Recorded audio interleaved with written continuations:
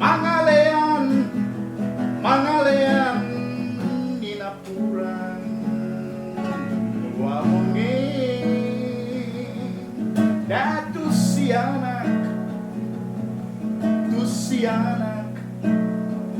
Kalau referensi yang saya baca dia nggak ada kalau menekuni secara akademisi. Yang saya tahu dia melanjutkan pendidikan umumnya sekolah guru di Jawa, itu HIK.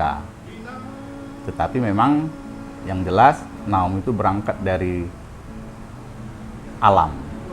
Dia berangkat dalam, katakanlah otodidak. Cuman ya kalau untuk notasi mungkin di beberapa kesempatan di Pulau Jawa dia ada belajar. Kalau untuk notasi kemungkinan dia ada belajar sehingga dia bisa menuliskan di dalam not angka. Saya nggak pernah melihat karya Naum itu ditulis di dalam notasi balok. Kalau Cornel Simanjuntak itu jelas. Memang dia di Jogja dari sekolah musik. Angkatan Cornel itu kan Arnold Simanjuntak. Ada beberapa lain lagi orang Batak itu yang memang sekolah musik yang di Jogja. Kalau Naum memang dia berangkat dari alam. Daya ciptanya memang spontan, dia juga menguasai teks-teks atau ungkapan-ungkapan tradisional itu, sehingga dia menuangkan melodi-melodi yang didengarnya itu setelah muncul radio, makin kaya di kepalanya. Dia coba membuat itu dan terciptalah lagu-lagunya. Memang dia betul-betul berangkat dari secara alamiah atau yang sering disebut dengan otodidak. Ya, dari beberapa informasi seperti yang di Google juga ada, dia bisa spontan itu menciptakan sewaktu rapat umum setelah di Medan ya, di Lapangan Merdeka. Karena Lapangan Merdeka dulu pusat para pejuang untuk berkumpul di sana. Masa 40-an ya, mau merdeka lah itu. Informasi juga saya dengar dari Hedi Tambunan yang sempat mengiringi Nahum dan sempat berteman dengan Nahum antara senior dan junior. Dari Joseph Tatarang juga saya dengar, dari Bang Idris Pasaribu juga saya dengar, wartawan senior analisa, dan dari beberapa yang lain. Dia spontan, bisa menciptakan spontan di lapangan itu. Misalnya ada satu rapat umum lah di Lapangan Merdeka itu. Semua sibuk dengan ke depan orasi-orasi tentang perjuangan itu kan, tentang cikal bakal memerdeka itu. Tapi mungkin Naum hadir di situ, dia berpikiran dia nggak ke sana. Dia terinspirasi untuk apa yang mau dibuat ini, kira-kira untuk membangkitkan semangat para pejuang ini untuk makin lebih berani di medan tempur kan gitu. Jadi dia terinspirasi aja seperti itu, alam aja. Mariam tomong, Mariam mortir, sinapang masin makatai di sini. Mariam tomong, agak didekatkan ya mungkin ke teman di sebelahnya. Kontak. Mariam tomong, ada 5 orang. Mariam tomong, kan gampang itu diingatkan. Mariam, akhirnya satu Lapangan Merdeka itu menyanyikan Mariam tomong, Mariam mortir, sinapang mas. Baru dia masuklah solonya dengan Mariam tomong itu, terus dia masuk solonya. Saya lupa, tapi kira-kira pam pam pam pam pam pam pam da da da da sianon da da di seperti itu. Mariam tomong, chorusnya dia solonya. Kira-kira hal-hal seperti itu yang sering diciptakan Naum di lapangan untuk membangkitkan semangat para pejuang itu untuk bertempur. Itu salah satu kelebihan dia. Itu tadi 1939 kelompok F Tunggul Huta Barat siaran radio bernyanyi di sana. Kan ke 40 kan udah dekat itu. 1939 masuklah era 40.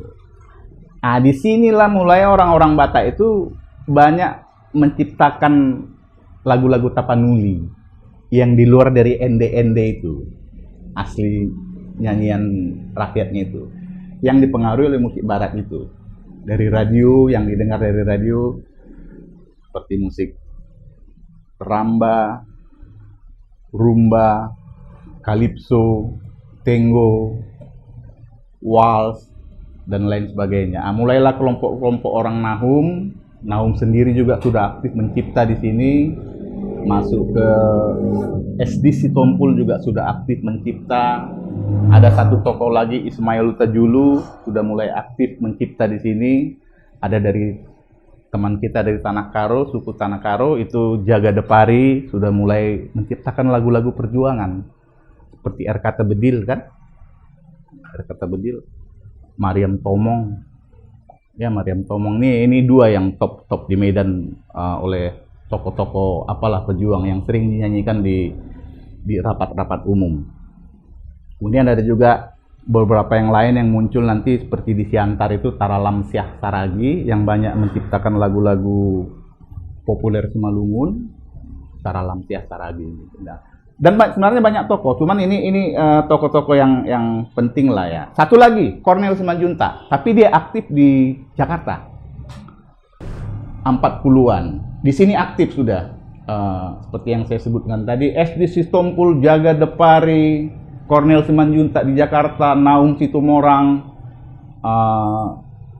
Ismail Tajulu, dan yang lain-lainnya itu.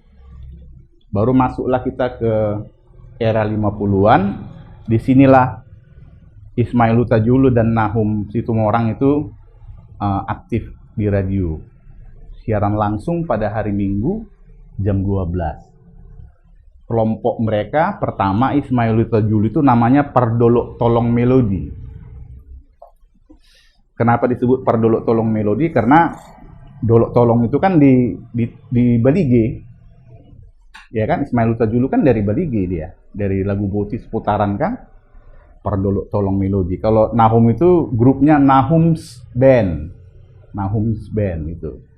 Jadi menurut informasi yang saya dapat, grup Pardolok Tolong Melodi duluan ini. Sering live dulu di radio di Medan, ya, di radio di Medan. Tapi itu sudah, kalau 50-an kan sudah RRI namanya. Udah Radio Republik RRI Medan dia namanya. Mereka sering live. Pemain mereka sering silih berganti. Sering silih berganti. Situ ada beberapa pemain yang bisa saya sebutkan. Kelompoknya ada Humisar Manurung, ada Edi Tambunan, ada Domi Marpaung, ini ada juga Ukap Situmeang. Mereka ini yang menghandle lah grup Ismail Tajulu maupun grup Nahum. Karena pada masa 1955 sepertinya Ismail Tajulu itu sudah ke Jakarta, meniti karir lagi di sana. Kelompok Nahum lah masuk di RRI, itulah Nahum Band. Lagu-lagu mereka pada masa itu sudah banyak sekali dinyanyikan. Seperti kalau ada satu yang terkenal dari Ismail Tajulu, Buasa Ohom. Buasa Saya Ohom ini juga dinyanyikan Joy Tobing tuh. Saya ada rekaman CD-nya, Buasa Magabe Saya Ohom itu yang salah satu lagu. Kalau Nahum itu banyak ya, Luat Pahae, Silindung Najolo, Endekon di Radio BG, Suara Kimapa BG Molo Masih Hoho Diau, Endekku di Radio IBG. Itulah sangkin senangnya lah seluruh masyarakat pada masa itu mendengar radio itu. Karena radio itu adalah salah satu informasi yang paling banyak didapat oleh masyarakat. Perkembangan negara maupun musiknya. Jadi memang radio adalah salah satu media yang paling pesat pada masa itu menyebarkan musik populer. Jadi kemana-mana ini didengar orang. Makanya Nahum itu sampai terinspirasi dengan Endekon di Radio BG. Molo Masih Holo, Endekon di Radio BG. Itu satu. Itu yang terjadi pada masa 50-an. Ya kan? Selain itu muncul lagi pada masa 60-an satu tokoh juga yang penting di orang Batak, itu Gordon Tobing. Gordon Tobing ini terkenal dengan grup Impolanya. Ya. Tetapi kelompok Nahum juga terus main ini, terus mereka menghibur masyarakat. Muncul satu tokoh di situ, Gordon Tobing, itu anaknya tadi Romulus Luban Tobing, itu Gordon Tobing membentuk grup Impola, vokal grup di Jakarta. Tapi pada masa 50-an juga Gordon Tobing berangkat dari Medan, mengisi siaran juga di radio pada masa akhir 50 ke 60. Kemudian dia meniti karir ke Jakarta, pindah ke Jakarta, 60-an eksis di Jakarta dengan grup Impolanya. Di sini beliau ada hal yang membanggakan bahwa beliau itu menjadi grup atau kelompok penyanyi istana pada masa Presiden Soekarno. Ya, mereka di sana sering menghibur tamu-tamu negara, bahkan mereka juga sering dibawa oleh Presiden Soekarno mengunjungi negara-negara di dunia pada masa itu. Banyak sekali negara, Moskow, Australia, Jerman, banyak negara dikunjungi oleh grup Impola itu, sehingga membawa nama harum bangsa Indonesia. Lagu-lagu rakyat Indonesia diputar di sana, dinyanyikan seperti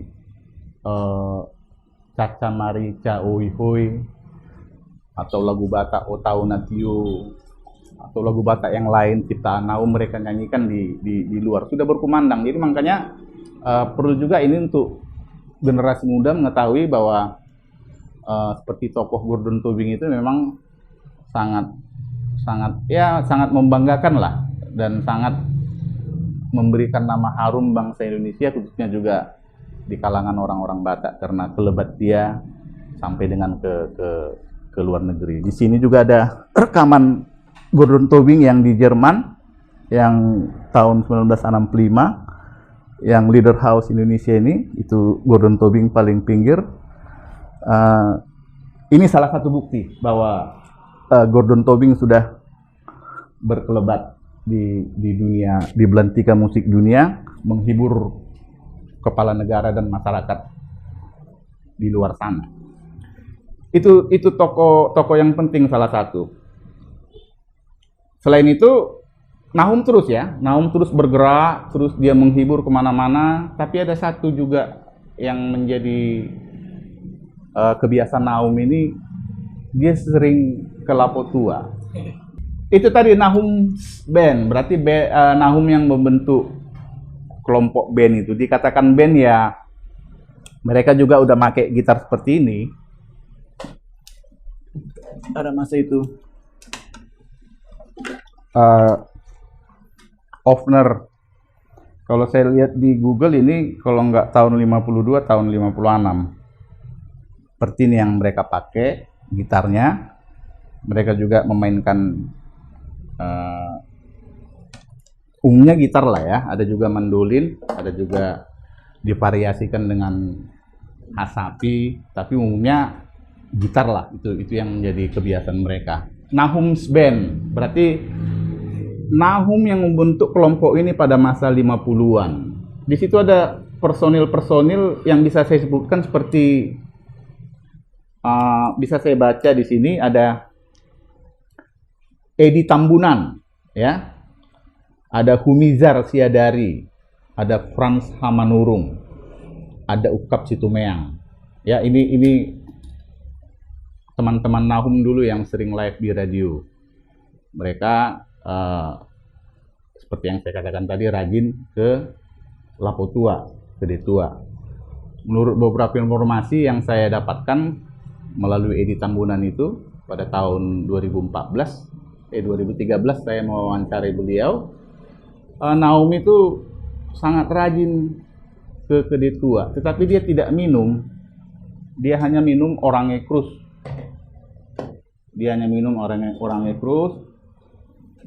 Di sana dia melepaskan ekspresinya dengan grup-grupnya itu, mereka menyanyikan lagu-lagu Nahum juga atau lagu-lagu yang lain juga. Tapi nggak bisa dipungkiri bahwa tokoh-tokoh itu memang sangat rajin ke Detua. Hampir sehari-hari mereka selalu bertemu di sana. Bahkan Nahum banyak terinspirasi dari Detua itu untuk mencipta. Banyak terinspirasi dari Kede itu untuk mencipta. Iya. Ada satu cerita dari Edi Tambunan tentang Nahum Tumorang. Yang menjaga Kede Tua itu seorang ibu-ibu sedang menggendong anaknya yang sedang nangis. Kemudian Nahum terinspirasi untuk menciptakan sebuah lagu. Itulah Modom Mada Mangucok. Modom Mada Mangucok, Mudum madamang itu. Naum itu terinspirasi dari itu. Ada juga beberapa kejadian di Gede Tua, Naum juga sedang mencipta. Beliau ini begini, dia mencipta itu ada beberapa tulisan juga di Google dia dengan korek api itu gitu. Cuman beliau kadang-kadang mau juga untuk mengambil singkatnya, dia bilang sama yang lain, Jojo si Edi. Panggil dulu si Edi. Maksudnya itu tuh Edi Tambunan yang saya wawancara itu. Jojo si Edi, asal ditulis imana notna, edekonina. Termasuk modum madamang uco itu. Edi Tambunan yang menuliskan not angkanya.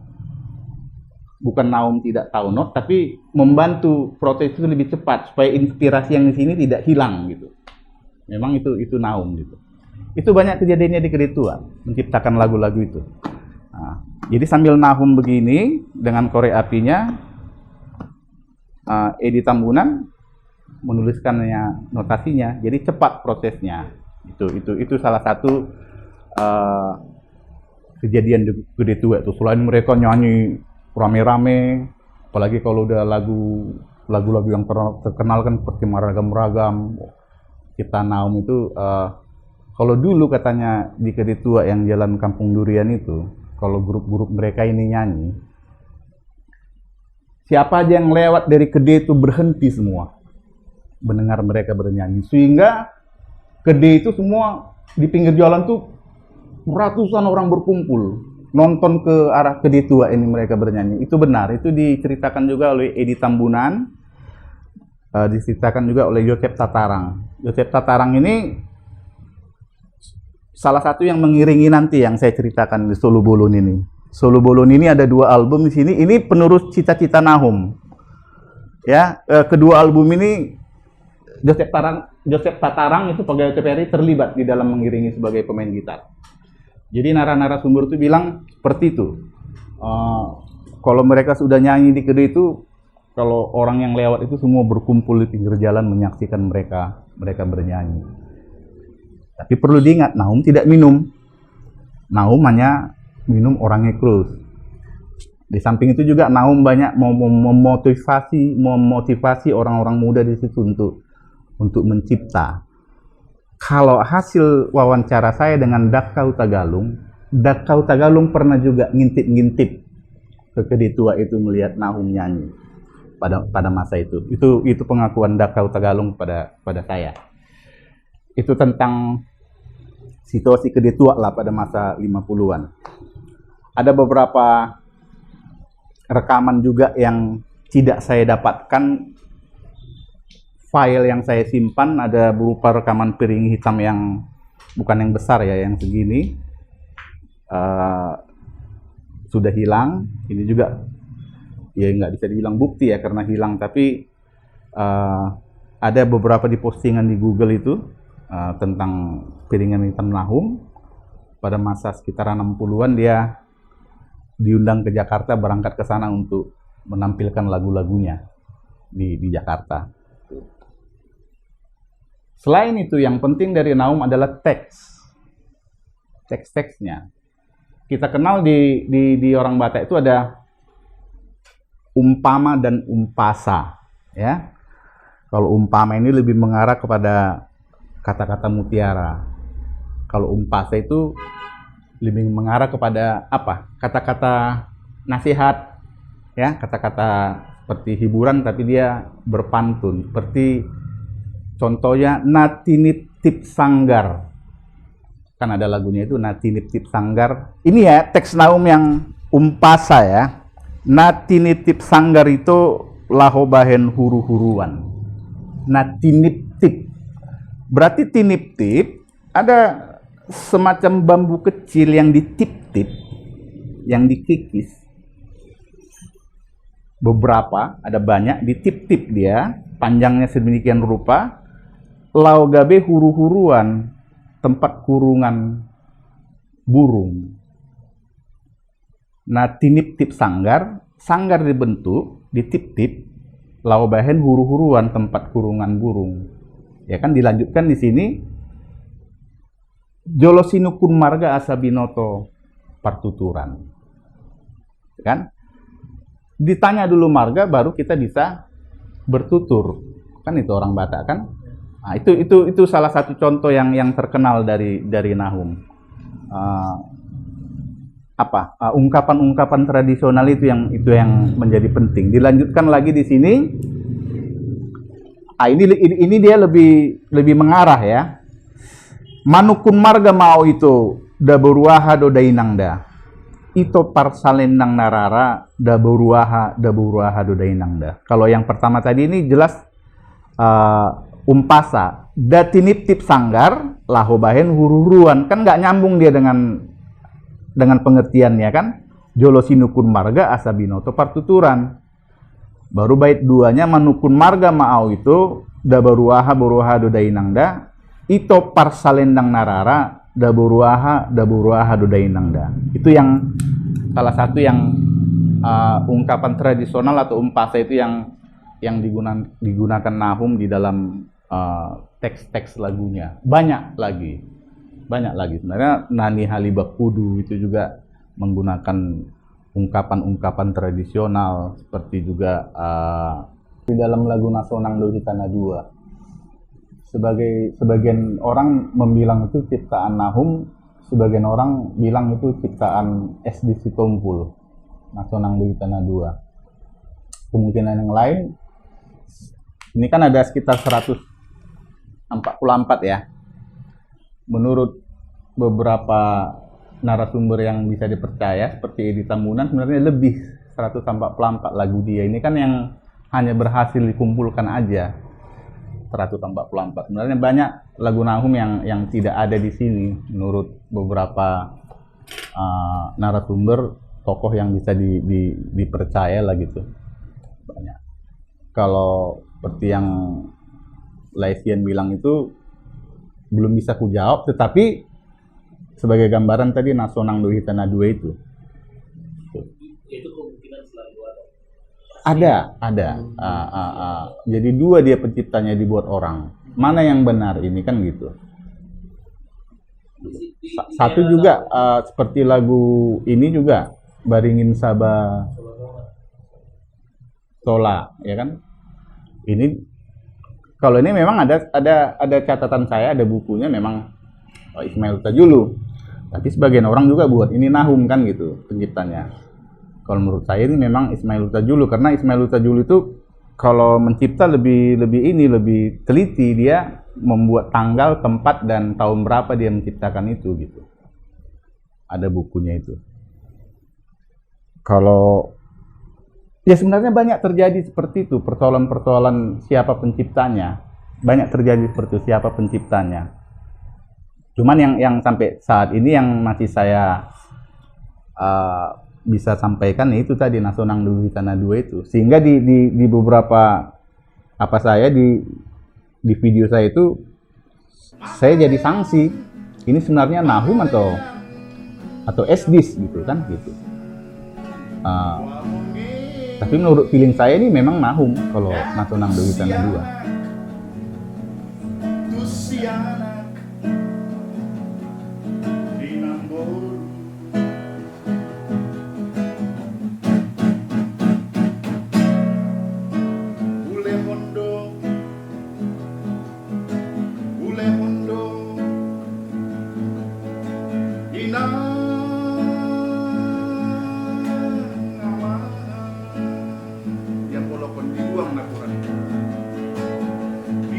Diam bolokon doi tutoru